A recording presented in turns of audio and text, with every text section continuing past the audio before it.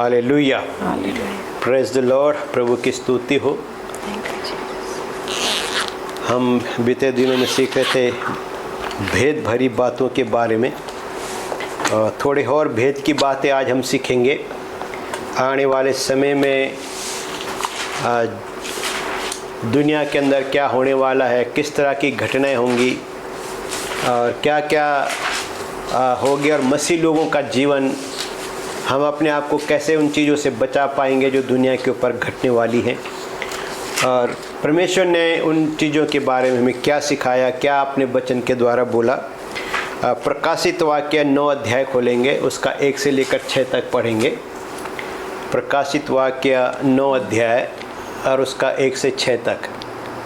जब 5वें स्वर्गदूत ने तुरही फूकी तो मैंने स्वर्ग से पृथ्वी पर एक तारा गिरता हुआ देखा और उसे अथाह कुंड की कुंजी दी गई।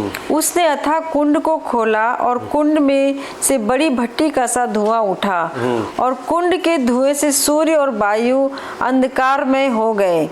उस धुएं में से पृथ्वी पर टिड्डियां निकली और उन्हें पृथ्वी के बिच्छुओं की सी शक्ति दी गई। उनसे कहा गया कि ना पृथ्वी की घास को, ना किसी हरियाली को, ना किसी पेड़ को हानि पहुंचाए, केवल उन मनुष्यों को हानि पहुंचाए जिनके माथे पर परमेश्वर की मोहर नहीं है। उन्हें लोगों को मार डालने का तो नहीं, पर 5 महीने तक पीड़ा देने का अधिकार दिया गया। और उनकी पीड़ा ऐसी थी जो जैसे बिच्छू के डंक मारने से मनुष्य को होती है। उन दिनों में मनुष्य मृत्यु को ढूंढेंगे और ना पाएंगे, और मरने की लालसा करेंगे और मृत्यु उनसे भागेगी। आमीन, हालेलुया। हाँ, अब यहाँ पे हम देखते हैं कि प्रकाशित वाक्य में 7 सीलें, 7 तुरहियाँ और 7 प्रकोप के प्याले हैं। और मसीह लोग इन सीलों में, इन मुहरों में, इन तुरहियों में और इन प्रकोप के प्यालों में कहाँ खड़े होंगे, कहाँ स्टैंड करेंगे, ये चीज़ें हमें समझनी है।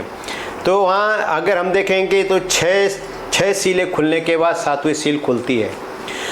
वहाँ एक रहस्य है। आधा घंटा सन्नाटा छाएगा, फिर 7वीं सील खुलती है और फिर 7 स्वर्गदूत 7 तुरही लेके खड़े हो जाते हैं। अब अगर आप पढ़ेंगे तो पहली तुरही में क्या हुआ, दूसरी में क्या हुआ, तीसरे में क्या हुआ, चौथे में क्या हुआ, और हर एक सील खुलने पे धरती पे कुछ होगा, हर तुरही फूकने पे कुछ होगा। और इज़राइल में एक पर्व है, तुरहियों का पर्व है ना। उस तुरहियों के पर्व में यीशु मसीह दुनिया में आए थे और उसी पर्व में वापस आएंगे हमें लेने के लिए। तो हमें यहाँ पे देखते हैं कि 5वें स्वर्गदूत ने जब तुरही फूकी तो स्वर्ग से एक तारा गिरता हुआ दिखा, है ना। ये स्वर्ग से गिरने वाला तारा 9 अध्याय। हाँ, तो वो तारा का बोलेंगे तो एक प्रकार का वो स्वर्गदूत है। क्या है वो? स्वर्गदूत जो नीचे आया और उसे क्या दिया?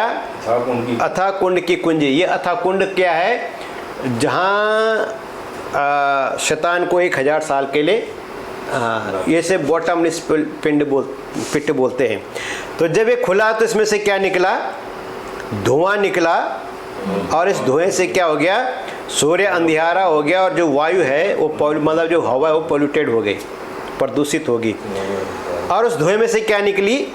टिड्डियाँ निकली, है ना। टिड्डियों के बारे में आपने योएल नबी की किताब में पढ़ा होगा। दूसरे भविष्य वक्ताओं ने भी टिड्डियों के बारे में बताया कैसे ये तबाहियाँ मचाती हैं। अब इन टिड्डियों का शकल सूरत कैसी थी थोड़ा वो देख लेते हैं हम इन्हें। 7 और 8 पढ़ेंगे इसी का। इनका शक्ल कैसी थी? उन टिड्डियों का, हाँ, उन टिड्डियों के आकार लड़ाई के लिए तैयार किए हुए घोड़े जैसे थे। हाँ, और उनके सिरों पर मानो सोने के मुकुट थे। हाँ, और उनके मुंह मनुष्यों के जैसे थे। हाँ, उनके बाल स्त्रियों के बाल जैसे और दांत सिंहों के दांत जैसे थे। हाँ जी, बस। अब बाल, चेहरा मर्द जैसा और बाल औरतों जैसे। अब ये एक सिंबॉलिक है। ये ऐसा क्रीचर परमेश्वर ने बनाया कि इसके पीछे एक सिंबॉलिक है जो आने वाले समय में जिन लोगों को ये डसने वाले हैं वो लोग भी ऐसे ही होंगे, जिनको ये डसने वाले, जिनको ये डंक मारने वाले हैं, वो लोग भी इसी कैटेगरी के होंगे।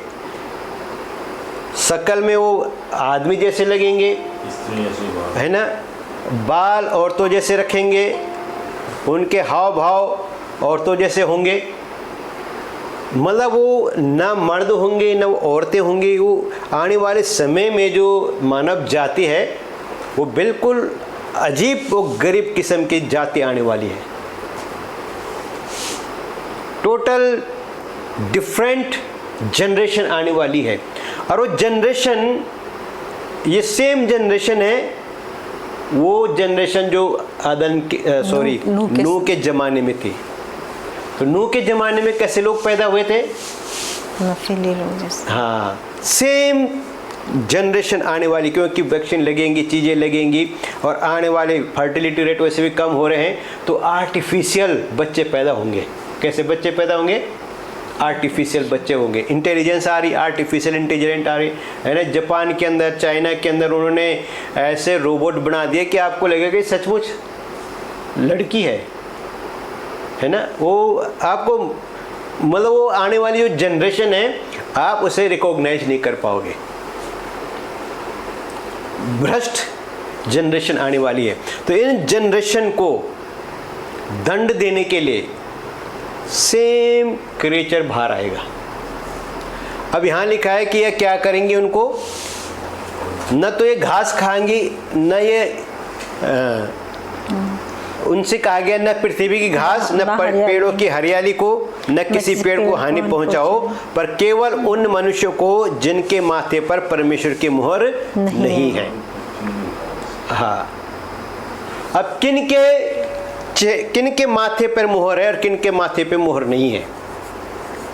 जो परमेश्वर के लोग। हाँ, अब जब आपने तौबा की, पश्चाताप किया, तो बाइबल में लिखा है कि तुम्हें पवित्र आत्मा से क्या कर दिया गया है? शील्ड किया गया, मुहर लगा दी गई है। छाप बोलते हैं ना हम, बाइबल में क्या लिखा है? हम पर छाप लगा दी गई है। अब जो हमारी छाप है ये दिखती नहीं है, पर शैतान की छाप दिखेगी। जो 666 है या जो छाप है, वो चिन्ह दिखेगा या हाथ पे या माथे पे। तो परमेश्वर ने वो छाप हमारे माथे पे रखी है, इसलिए शैतान भी चाहता है कि वो छाप कहाँ लगे? माथे पे लगे या इस हाथ पे लगे। तो किसी को यहाँ लगाएगा, किसी को यहाँ लगाएगा। तो छाप उसने भी लगानी है। अब यहाँ लिखा है कि कौन है वो लोग जो परमेश्वर की छाप को नहीं लगाते, है ना। अभी अमेरिका में आपने देखा होगा कि मसीह भाई को गोली मार दी खुलेआम, है ना, प्रचार करता था बंदा। अब जिसने गोली मारी वो कौन है? जिस पे छाप नहीं लगी है, जिसने परमेश्वर की छाप नहीं ली। अब ये जो बंदे हैं जिन्होंने छाप नहीं ली, यानी जो प्रभु के साथ नहीं जुड़े, जिन्होंने परमेश्वर की छाप लेने से इनकार कर दिया, या जिन्होंने मसीह का इनकार कर दिया, हाँ, उनके माथे पर परमेश्वर की छाप नहीं है। तो इन्होंने किसकी छाप ली? शैतान। 13 अध्याय में लिखा है कि इन्होंने किसकी छाप ली? शैतान की छाप। और जब इन पे शैतान की छाप लगी, शैतान ने जब इनके ऊपर मुहर लगाई, तो अब परमेश्वर इनके ऊपर दंड को, इनके ऊपर इन टिड्डियों को भेजेगा। अब ये टिड्डियाँ क्या करेंगी? इन्हें डसेंगी, है ना। अधोलोक एक ऐसी जगह है जहाँ सांप और बिच्छू है। अधोलोक में कौन जाता है? जिसने यीशु मसीह का इनकार किया, चाहे वो क्रिश्चियन हो, चाहे वो कोई भी जाति का आदमी हो। जिसने यीशु मसीह को अपना उद्धारकर्ता, मुक्तिदाता ग्रहण करने से इनकार कर दिया, वो अधोलोक का ही वासी है। अब वो जो वहाँ जाएंगे उनको ये डसते रहते हैं। तो यहाँ पे लिखा है कि ये जिनके मुंह पे छाप नहीं है, जिनके ऊपर परमेश्वर की छाप नहीं है, ओल्ड टेस्टामेंट में भी छाप के बारे में बातचीत कर रखी है। अगर आप यहेजकेल नबी या प्रोफेट्स को पढ़ें तो वहाँ भी लिखा है कि परमेश्वर उन पे छाप लगाएगा। तो जिन पर छाप नहीं लगी है, कहता है कि वो उनको बिच्छू के डंक से मारने के लिए बोलेगा, और 5 महीने तक ये बिच्छू उनको पीड़ा देते रहेंगे। और लिखा है उन दिनों में लोग क्या मांगेंगे? मौत मांगेंगे, मृत्यु को मांगेंगे, और मृत्यु उन्हें नहीं आएगी। वो मृत्यु को ढूंढेंगे, मरने की लालसा करेंगे, वो फांसी लगाएंगे, वो जहर पिएंगे, वो कुछ भी करेंगे, पर वो मर न सकेंगे। अभी तो फटाफट मर जाते हैं ना खा पी के, पर उन दिनों में क्या होगा, ये कुछ नहीं कर पाएंगे। तो जो मृत्यु का डंक है, ये इन्हें जीते जी लगता रहेगा, बिच्छू वाला डंक लगता रहेगा, पर ये अपने आप को बचा नहीं पाएंगे और ये ऐंठ जाए, इनका शरीर में ऐंठन हो जाएगी। तो अगर हम प्रभु में हैं और हमने छाप नहीं ली, छाप लेने से खाली हम पे छाप लगी है, इससे भी काम नहीं चलेगा। इस छाप के अनुसार हमें अपना जीवन भी बिताना है, प्रभु के वचन के अनुसार अपना जीवन भी बिताना है, तब वो छाप बनी रहेगी। छाप लग गई तो उसका मतलब नहीं कि नहीं जी, प्रभु ने कहा जो अंत तक धीरज धरेगा उद्धार उसका होगा। तो छाप बना के रखनी है। अगर छाप हमने बना के नहीं रखी तो हमारा भी इनके साथ हो सकता है, क्योंकि आने वाले समय में जब शैतान छाप लेकर आएगा तो वो विवश करेगा।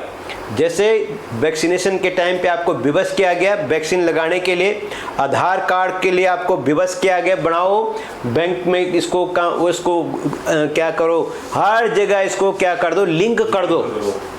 मजबूरी है, आप भाग नहीं सकते। आप कितना कमा रहे, कहाँ जा रहे, क्या कर रहे हैं, ये डिजिटल सिस्टम जो भी कुछ आया है ये आपको इंस्लेप करने की प्रोग्रामिंग है। आधार कार्ड हमें गुलाम बना रहा है,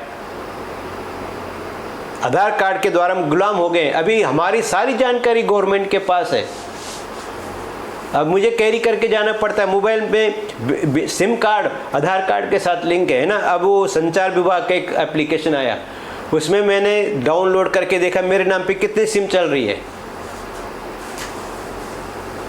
वो सब डिटेल उसमें आ गई। मेरे नाम से कितने अकाउंट चल रहे हैं वो सब डिटेल आ गई, मैंने सारे रिमूव करे। अब शैतान ऐसा ही, अभी क्यूआर कोड भी चलना शुरू हो गया ना, स्कैन करते हैं और आपका प्राइस आ जाता है। पहले दुकानदार पेन कलम लेके चलाता था, अब वो इसको मशीन आ गई है। हाँ, तो 666 ऑलरेडी घरों में घुस चुका है। तो शैतान की छाप ऑलरेडी काम कर रही है, चिप बन रही है, चीज़ें आ रही हैं और आने वाले समय में और ज़्यादा खतरनाक हो सकता है। तो वो फोर्स करेगा आपको मुहर लगाने के लिए, पर उस मुहर लगने से पहले आपने उसको इनकार किया तो आपके प्रभु की छाप आपके ऊपर रहेगी, और जिसके ऊपर प्रभु की छाप लगी उसे प्रभु का कोई भी शैतान का काम उसे छू नहीं सकेगा। तो आपको मतलब वो मजबूर किसको किया जाएगा कि जैसे अब वैक्सीनेशन के लिए बोला आप इधर नहीं जा सकते उधर नहीं जा सकते, तो लोगों ने लगवा दी।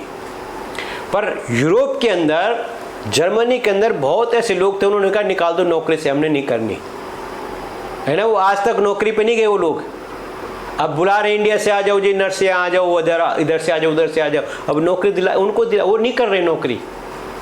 वो कहते हमने लगानी नहीं, इंजेक्शन नहीं लगाना, हमने तुमने मारना मार दो, जो करना करो।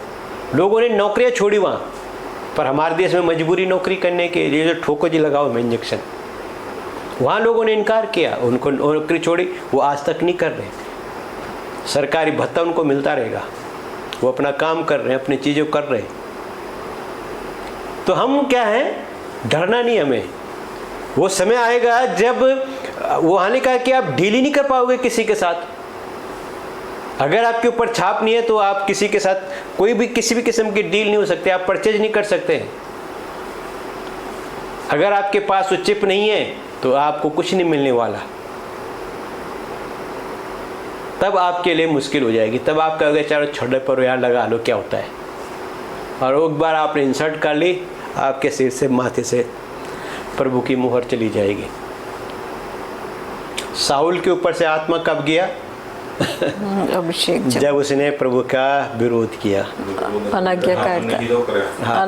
अनाज्ञाकारिता की वजह से। आपके ऊपर से छाप ऐसे ही जाएगी जैसे साउल के ऊपर से आत्मा चला गया, और तब साउल के ऊपर दूसरा आत्मा आ गया, और जो साउल के ऊपर जो आत्मा था वो दाऊद के ऊपर चला गया। हाँ, तो अगर हमने प्रभु का इनकार किया तो ऐसे ही होगा। वो जो छाप लगी है वो छाप हट जाएगी, दूसरी छाप लेंगे, दूसरी स्पिरिट आ जाएगी, वो हमें डेमोन्स्ट्रेट करेगा, और वहाँ हम लग्जरी में होंगे, वहाँ हम इंजॉय करेंगे। लेकिन तब ये वो दिन आएगा जब ये बिच्छू हमें डसेगा, है ना। कुरिन्थियों की 15 अध्याय खोलेंगे कुरिन्थियों का।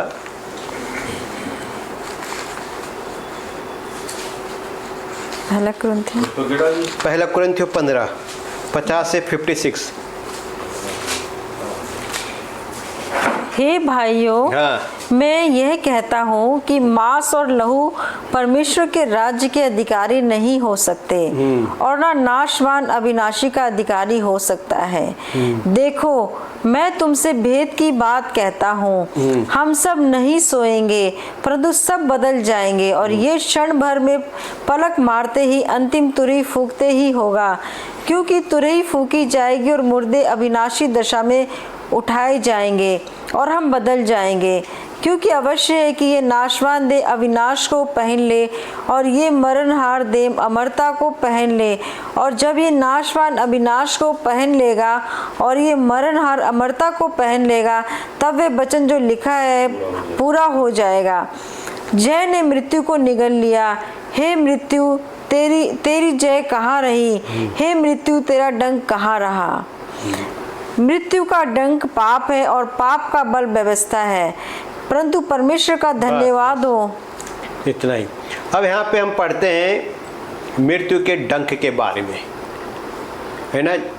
अगर जब मैं प्रभु में नहीं था तो हमारे घर में यमराज का एक फ़ोटो होता था जो भैंसे पे बैठा होता था वो, और उसके हाथ पे एक सूल होता था, है ना। वो ऐसे करके डालता था और फिर उसके प्राण खींचता था। फिल्में भी देखते थे हम वैसे ना, उस पुराने ज़माने की, कि यमराज ने ऐसे फांस डाला और आदमी तड़प तड़प के बाहर निकला, और वो होता है मृत्यु की पीड़ा, है ना। अगर हम दूसरे भाषा में पढ़ेंगे मृत्यु का डंक मतलब मृत्यु की पीड़ा।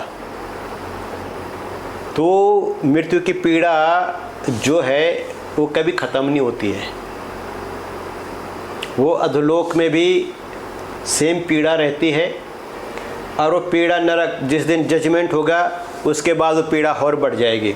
तो जो मृत्यु की पीड़ा है ये किसको होती है? जो मांस और लहू के अधिकारी हैं, जो मांस और लहू में चलते हैं, मतलब जो शरीर के अभिलाषाओं में चलते हैं, जो शरीर की इच्छाओं को पूरा करना चाहते हैं, उनको आने वाले समय में किसकी पीड़ा होगी? मृत्यु की पीड़ा होगी। यहाँ वो कहता है कि मांस और लहू वाले परमेश्वर के राज्य के अधिकारी नहीं हो सकते, है ना। और न विनाश अविनाशी का अधिकारी हो सकता है। ये विनाश के लिए, ये अविनाशी नहीं हो सकते। वो कहता है मैं भेद की बात तुम्हें बता रहा हूँ, हम सब सोएंगे नहीं परंतु सब बदल। सोएंगे के मतलब कब्रों में नहीं जाएंगे, पर हम बदल जाएंगे, आसमान में तुरही फूंकते हम चले जाएंगे। तो यहाँ पे हम जो सबसे इम्पोर्टेंट बात क्या है? मृत्यु की पीड़ा। ये पीड़ा बहुत ही खतरनाक होती है। जो व्यक्ति प्रभु में नहीं सोता है उसको लेने के लिए ये स्पिरिट ऑफ डेथ आता है और इसके गले में फांस डालता है, और वो इतनी तकलीफ से वो प्राण छोड़ता है। अगर हम बाइबल में पढ़ेंगे तो अब्राहम ने प्राण त्यागे। क्या किए उसने? प्राण त्यागे। हाँ, इसहाक ने भी सेम किया, और क्या बोलते हैं, याकूब ने भी डंडे के सहारे प्रार्थना की और उसके बाद बोला अपने घुटने समेटे और अपने प्राण को, मतलब क्या क्या, खुद ब खुद त्याग दिया, है ना। खुद ब खुद त्यागा। ये सुसाइड नहीं है, ये जैनिज्म और बुद्धिज्म का महानिर्वाण नहीं है। ये सरेंडर करना है अपने आप को। ये सेम वे यीशु मसीह ने भी जोर से चिल्लाकर अपने प्राण छोड़ दिए थे। तो मृत्यु उसको लेकर नहीं जा सकी। ओल्ड टेस्टामेंट में मृत्यु थी। ओल्ड टेस्टामेंट में क्या थी? मृत्यु थी। पर मृत्यु पर किन लोगों ने विक्ट्री ली? जो प्रभु, अब्राहम ने, आइजक ने, याकूब ने। बाकी सबको मृत्यु आई, मूसा को भी जाना पड़ा, पर इन तीनों ने खुद ब खुद प्राण त्यागे। हाँ, अब इसीलिए परमेश्वर इनको क्या बोलता है? मैं जिंदों का परमेश्वर हूँ। क्या बोलता है? मैं किसका परमेश्वर हूँ? अब्राहम का, इसहाक का, याकूब का परमेश्वर। और यीशु मसीह ने क्या बोला कि परमेश्वर ने क्या बोला जलती झाड़ी में? मैं इब्राहिम, इसहाक, याकूब का खुदा हूँ। वो जिंदों का खुदा है, मुर्दों का नहीं। इसलिए इब्राहिम, इसहाक, याकूब आज भी जिंदा है। उनको जिंदाओं की कैटेगरी में रखा गया। क्वेश्चन बहुत देर अंदर है, पर आप चलो क्लियर हो जाए। ये ना जिंदे की मरे था, ये भी नहीं है ना, क्यों जिंदा है? हाँ, नहीं, ये अपनी मर्जी से गए हैं, इन्होंने खुद प्राण त्यागे हैं। इसलिए यीशु मसीह को जिंदा कहते हैं हम, कि उसने प्राण त्यागे अपनी इच्छा से। हाँ, अब आपके प्राण भी सेम वे में जाएंगे अगर आप प्रभु के अनुग्रह में चलेंगे तो। सेम वे में आपको भी लेने के लिए स्वर्गदूत आएगा, वो आपको लेकर जाएगा और उधर गोदी में बिठा देगा। जैसे प्रभु ने कहा ना, वो धनी आदमी को भी एक मृत्यु का दूत लेकर उसको नरकुंड फेंक के आया, और लाजरस को लेने कौन आया? स्वर्गदूत आया, और उसे परमेश्वर अब्राहम की गोद में जाके बिठा दिया। तो आपको लेने के लिए वो आएगा, और धनी आदमी को लेने के लिए जो आया वो उन सबको लेने के लिए आएगा जो प्रभु में ठीक से नहीं चलते हैं। तो यहाँ पे हम देखेंगे कि परमेश्वर जिंदों का परमेश्वर है, मुर्दों का नहीं। इसलिए हम कहते हैं जिंदा परमेश्वर। और अपने आप को भी हम क्या कहते हैं? हम जिंदा हैं, शरीर में नहीं, हम आत्मा में जिंदा। इसलिए वो कहता है मांस और लहू वाले परमेश्वर के राज्य के अधिकारी नहीं हो सकते हैं। वो कहता है इम्पॉसिबल है कि वो स्वर्ग राज्य में प्रवेश करें। और ये बोला, हम जैसे तुरही बजेगी, वो 7वीं तुरही बजेगी, प्रभु यीशु मसीह बादलों पे आएगा, और जो लोग पहले सोए हुए हैं वो जागेंगे, वो प्रभु के साथ स्वर्गों में उस पे आएंगे बादलों पे। और फिर हम जो जिंदा हैं, अगर हम उस टाइम तक जिंदा रहेंगे तो फिर प्रभु हमें उठा के ले चले जाएगा। और उसके बाद ये सारी घटनाएं घटेंगी कि बिच्छू डसेगा, ये डसेगा, इसे हम ऊपर से ही देखेंगे। और केवल उस टाइम इजराइल दिखेगा, क्योंकि हमारे पास सेकंड चांस नहीं है। उनके पास एक दिन बाकी है, वो है डे ऑफ एटोनमेंट, प्रायश्चित का दिन में इजराइल मन फिराएगा। इजराइल तब तक मन नहीं फिराएगा जब तक यीशु मसीह बादलों पे नहीं आएगा, जब तक उसे फिर से देख नहीं लेंगे वो। और तब उस मसाया को, जो एंटी क्राइस्ट जिसको अपना मसाया मानेंगे, तब वो उसका इनकार करेंगे। असली जंग तो अभी होनी बाकी है। हर्मगडन का तैयारी चल रहा है, वो उस जंग की हमने तैयारी देखनी है। और हम हो सकता है हम देखें उसको ऊपर से। तो पूरी दुनिया इजराइल के खिलाफ इकट्ठा होगी। अभी अमेरिका सब इजराइल को सपोर्ट कर रहे हैं, तो एक टाइम वो अकेला पड़ जाएगा, सब एंटी क्राइस्ट के बस में आ जाएगा, तब तबाही मचेगी। तो यहाँ मृत्यु का डंक उस समय भरपूरी के साथ होगा। लोग मृत्यु मांगेंगे और लोगों को मृत्यु नहीं मिलेगी। और कहता 5 महीने तक बहुत तकलीफ होगी। अगला वचन पढ़ेंगे, पहला थिस्सलुनीकियों 4 अध्याय, उसका 16 और 17।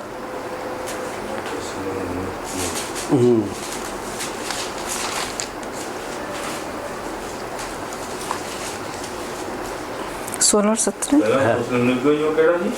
हाँ, 4 का 16 और 17, 4 का 16 और 17। क्योंकि हाँ, प्रभु आप ही स्वर्ग से उतरेगा, हाँ। उस समय ललकार और प्रधान दूत का हाँ। शब्द सुनाई देगा, और परमेश्वर की तुरही फूकी जाएगी, और जो मसीह में मरे हैं वे पहले जी उठेंगे। जब हम जो जीवित और बचे रहेंगे उनके साथ बादलों पर उठा लिए जाएंगे कि हवा में प्रभु से मिले, और इस रीति से हम सदा प्रभु के साथ रहेंगे। हाँ, हम कहाँ रहेंगे? प्रभु के साथ रहेंगे। 16 और 17। तो यहाँ पे पौलुस क्या कह रहा है? फिर से पढ़ेंगे 16 को। क्योंकि प्रभु आप ही स्वर्ग से उतरेगा, हाँ, प्रभु आप ही स्वर्ग से उतरेगा, उस समय ललकार हाँ। और प्रधान दूत का शब्द सुनाई देगा। हाँ, उस समय ललकार और प्रधान स्वर्गदूत का जो तुरही बजाएगा उसका शब्द सुनाई देगा, यानी तुरही का शब्द सुनाई देगा। और परमेश्वर की तुरही फूकी और जाएगी, परमेश्वर की वो तुरही फूकेगा, और जो मसीह में मरे हैं हाँ, जो मसीह में मरे हैं वे पहले जी वो उठेंगे। जी उठेंगे। वो तुरही की आवाज उनको बाहर खींच लेगी, जैसे यीशु मसीह ने कहा कि मैं आवाज दूंगा और मुर्दे बाहर आ जाएंगे। जब हम जो जीवित और बचे रहेंगे हाँ। उनके साथ बादलों पर उठा लिए हाँ, और जाएंगे। जो हम जीवित रहेंगे और बचे रहेंगे उनके साथ हम बादलों पर उठा लिए जाएंगे कि हवा में प्रभु से मिले। कि हम हवा में प्रभु से मिले। कब मिलेंगे, हम कैसे मिलेंगे? और इस रीति से हम सदा प्रभु के साथ इस रीति से रहेंगे। बोला हम सदा, ये हमारी होप है कि हम एक दिन वहां जाने वाले हैं। हमारा अंजाम ये नहीं होना चाहिए जो हम यहाँ पढ़ रहे हैं कि वो 5 महीने तक सांप और बिच्छू उनको डसेंगे, मृत्यु का फांस, मृत्यु का डंक। मृत्यु कहता है, हे मृत्यु तेरे डंक कहाँ, तेरा डंक कहाँ? जय, यीशु मसीह ने उस डंक को ले लिया, उस मृत्यु की पीड़ा को यीशु मसीह ने सह लिया। अब हम मृत्यु से आज़ाद हैं, जीवन में प्रवेश कर चुके हैं। अब जब हम मृत्यु से पार होकर जीवन में प्रवेश कर चुके हैं तो मृत्यु की पीड़ा हमारी नहीं है, क्योंकि रोमियो 8 में क्या लिखा है? ये प्रेयर होगी।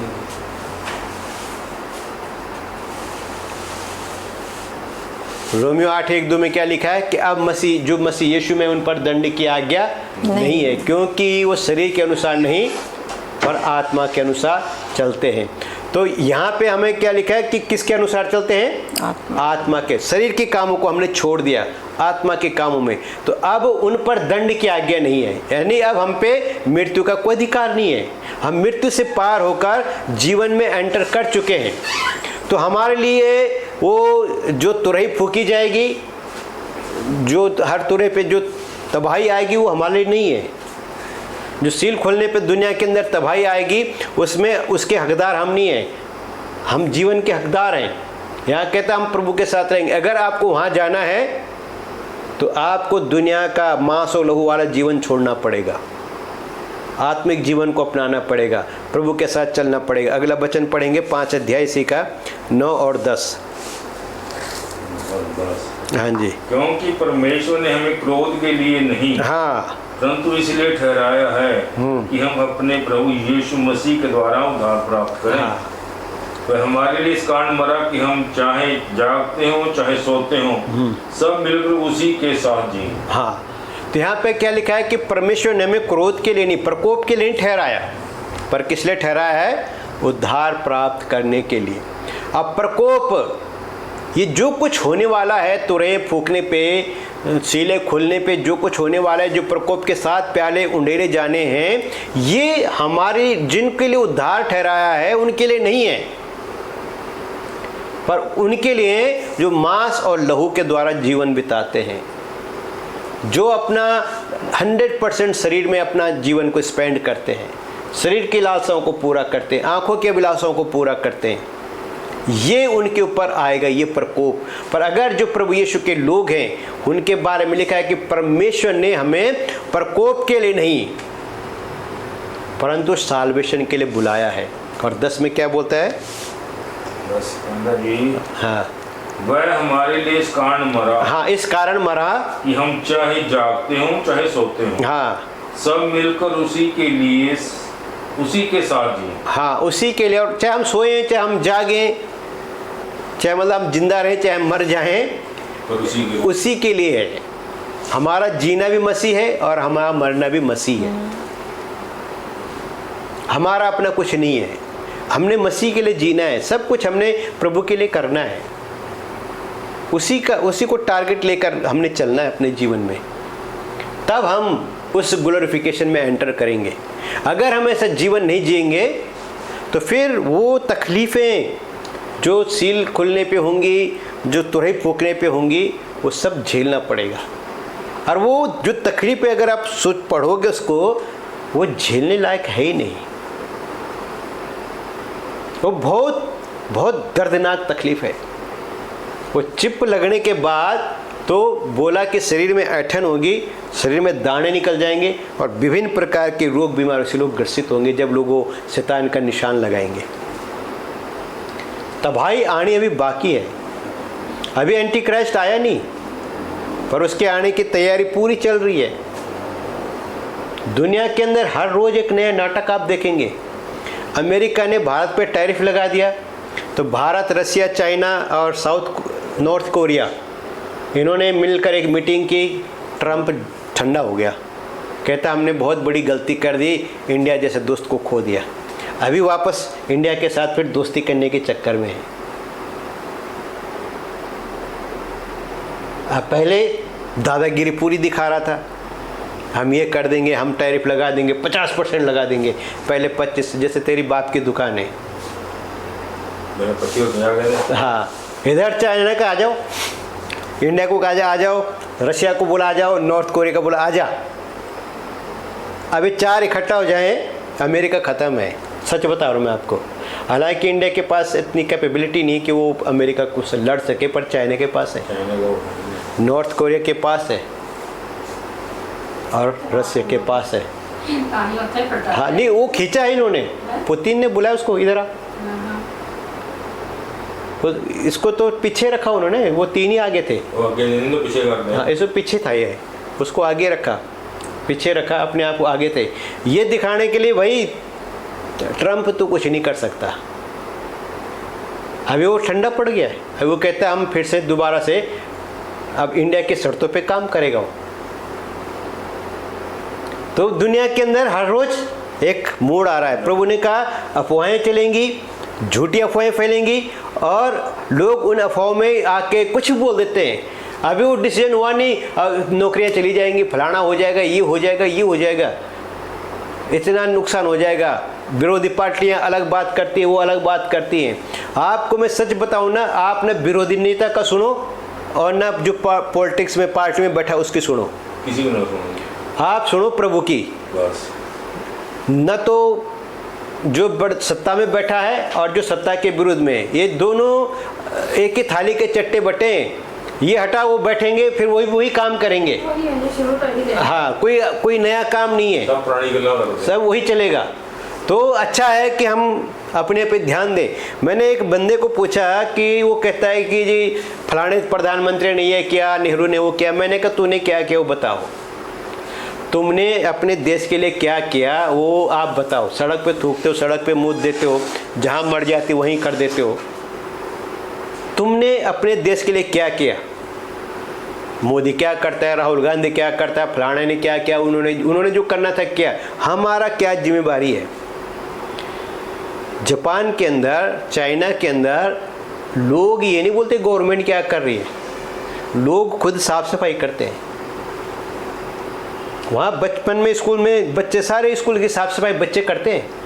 वहाँ कोई झाड़ू कर्मचारी नहीं रखा उन्होंने, न जापान में न चाइना में। और पहले जब हम पढ़ते थे तो हमारे स्कूल में भी कोई ये झाड़ू पोछा करने, हम हर 10वीं तक हमने अपनी क्लासों को खुद साफ किया। टेबल बाहर निकालते थे, डेस्क बाहर निकालते थे, झाड़ू लगाते थे, झाड़ियों से पत्ते तोड़ तोड़ के, हमारे इधर तो वही चलता था। हाँ, झाड़ू पूरा धूल होता था, फिर पानी छिड़क के झाड़ू मारना, फिर वापस लगाना, है ना। और फिर कृषि विज्ञान भी, खेती बाड़ी भी करते थे स्कूलों में, सब्जियां लगाते थे। टीचर जो वहाँ रहते वो खाते उन सब्जियों को, और फिर हमें कृषि में नंबर मिलते थे। अभी तो बच्चे को हाथ लगा के दिखाओ, पुलिस केस हो जाता है, टीचर डिसमिस। क्या आपने मेरे बच्चे को हाथ कैसे लगाया? बच्चे पे जान ही नहीं, थप्पड़ मारे बेहोश हो जाता हो। हमारे इधर तो जब धूप में हमें खड़ा किया जाता था, अगर कोई बच्चा गिर गया तो कहते थे डब्बे का दूध पिया इसने। अगर इसने माँ का दूध पिया तो खड़ा रहता, और बच्चे इस जोश में खड़े रहते थे कि कहीं मेरे को डब्बे वाला ना बोल दे। क्यों जो है ना, आजकल के बच्चों ने सेरेलैक पिया है ना, हाँ सेरेलैक वाले ज़्यादा हैं, लैक्टोजन सेरेलैक वाले। अब वो चाहे जितना मर्जी चक्कर आ रहा है बैलेंस करके रखते थे। नहीं जी, हाँ, बड़ा स्ट्रॉन्ग है जी, वो घर दे दूध पींदा, कोई वो रेड़ी कोई चाहिए, हाँ तो अपने सामने कुछ भी नहीं है, सेफ नहीं है। वही मैं कह रहा हूँ ना कि हमारे टाइम पे जब टीचर हमें धूप में खड़ा करते थे, दंड देते थे, तो कई बच्चे गिर जाते थे, तो बोलते थे भी डब्बे का दूध पिया इसने। उनको फिक्र नहीं, तो बच्चा गिर गया, उठा के बोला पानी छिड़को इसके ऊपर, साइड करो इसको, है ना। अब अगली बार से जब उसको फिर लड़के चिढ़ाते थे, वही डब्बे, हमें डब्बे के दूध वाले क्या हाल है, हमें माँ का दूध नहीं पिया तूने, तेरी माँ ने तुझे अपना दूध नहीं पिलाया। तो अगली बार से जब उसको खड़ा कर तो स्टैंड रहता था वो, चाहे जो मर्जी हो जाए मैं गिरना नहीं नीचे, है ना। इच्छा शक्ति पैदा कर दी तो फिर वो डब्बे वाला दूध भी काम कर गया मतलब स्टैंड रहे लोग। आजकल नहीं है, आजकल मजाक ज़्यादा है, किसी को कुछ बोलना नहीं। तो आने वाली जनरेशन आप क्या हो गया आप सोच सकते हो। जब नीचे से डिसिप्लिन नहीं है तो ऊपर जाके वो प्रचंड हो गई। तो यहाँ वो कहता है कि अब प्रभु ने हमें प्रकोप के लिए नहीं बुलाया है, साल्वेशन के लिए बुलाया है। हम जिए मरे सोए खाएं पिए जैसे भी हो जहाँ भी होंगे हम प्रभु के साथ रहेंगे। अगला वचन पढ़ेंगे रोमियो 9:22।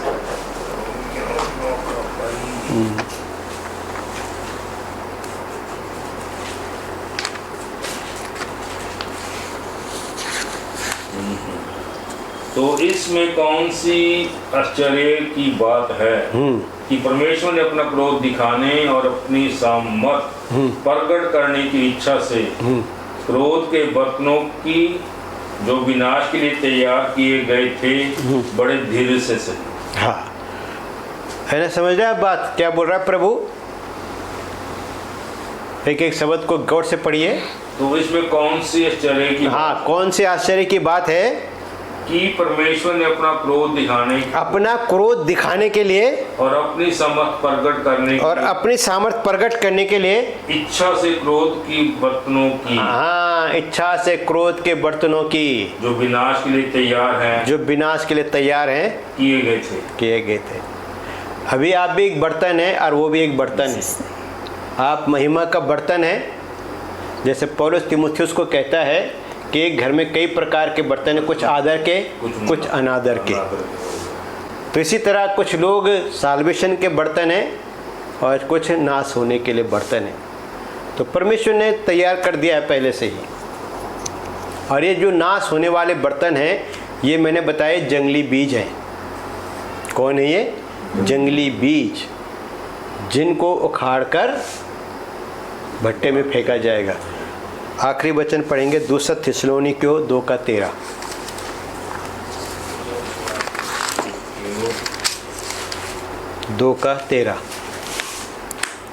हे भाई, अच्छा पढ़िए।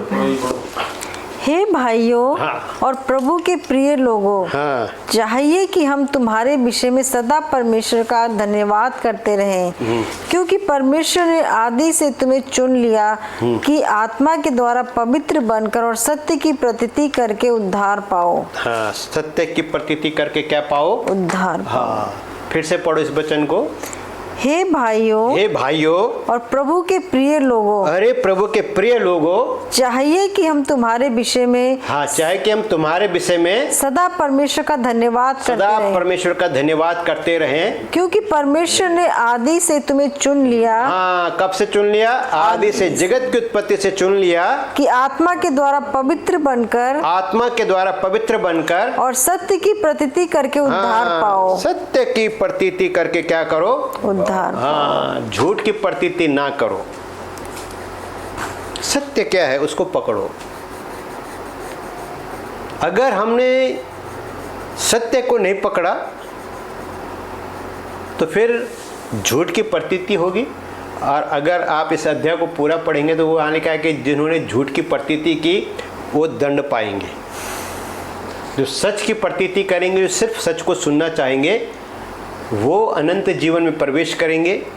और जो झूठ की प्रतीति करेंगे वो तबाह होंगे। 12 में यही लिखा हुआ है, 12 पढ़ेंगे तो यही लिखा हुआ है कि जिन्होंने झूठ की प्रतीति की नहीं करते, ताकि जितने लोग सत्य की प्रतीति नहीं करते, हाँ, और अधर्म से प्रसन्न रहते हैं, वे सब दंड। हाँ, जो सत्य की प्रतीति नहीं करते वो अधर्म से प्रसन्न होते हैं और वो दंड पाएंगे।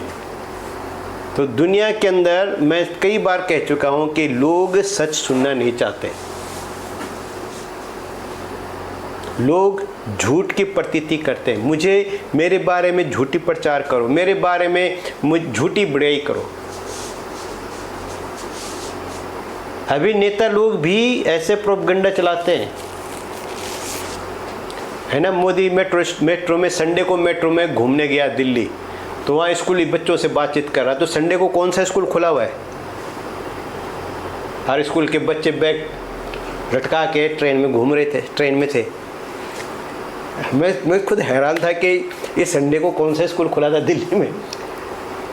तो अब ये सब दिखाने के लिए ना कि देखो मैं बच्चों से मिल रहा हूँ, जुड़ रहा हूँ, ये सब प्री प्लान करके रखे होते हैं। हाँ, खास लोगों को बुला के रखना है जो तारीफ करे।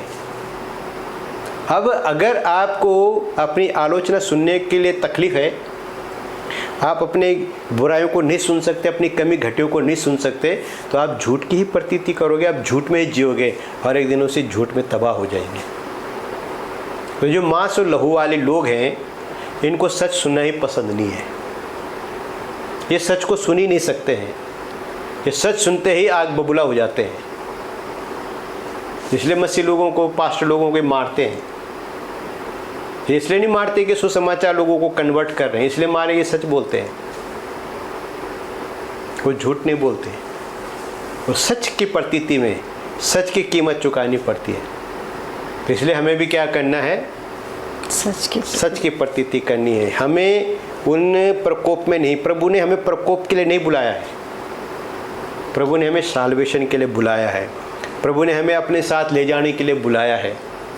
हम विनाश के पात्र नहीं हैं, हम महिमा के पात्र हैं। प्रभु ने हमें महिमा और आदर का पात्र बनाया है, तो हम उस पात्र में बने रहें। आओ हम प्रार्थना करें।